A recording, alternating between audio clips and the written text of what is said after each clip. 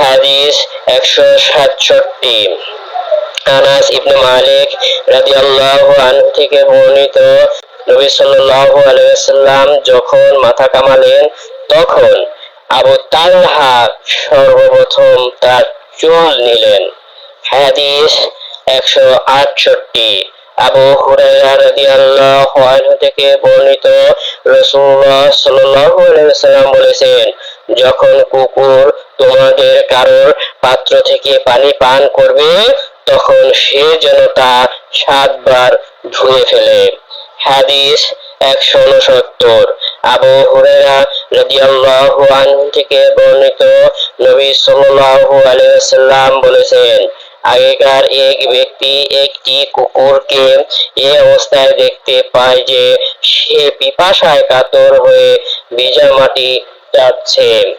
এই দেখে সে নিজের চামড়ার মোজার সাহায্যে পানি তুলে তা পান করিয়ে তার পিপাসা দূর করে।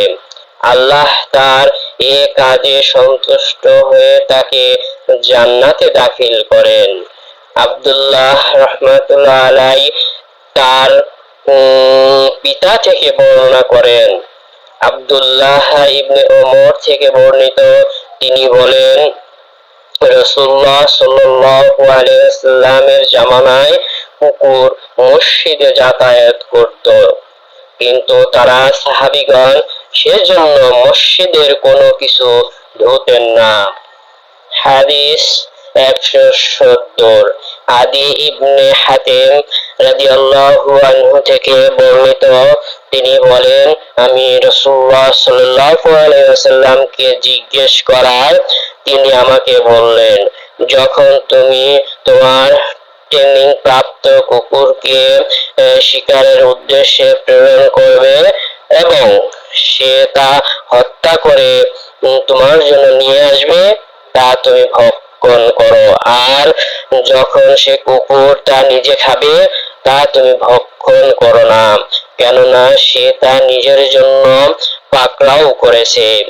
আমি আদি বললাম, অনেক সময় আমি কুকুর শিকারের জন্য পাঠাই এবং তার সাথে অন্য কুকুর মিলিত হয়, এমত অবস্থায় আমি কি করব? তিনি রাসূলুল্লাহ সাল্লাল্লাহু আলাইহি ওয়াসাল্লাম বললেন, তুমি খেও না, কেননা তুমি নিজের কুকুরটি বিসমিল্লাহ বলে প্রেরণ করেছো, অথচ অন্যের কুকুরটি সেভাবে প্রেরণ করা হয়নি।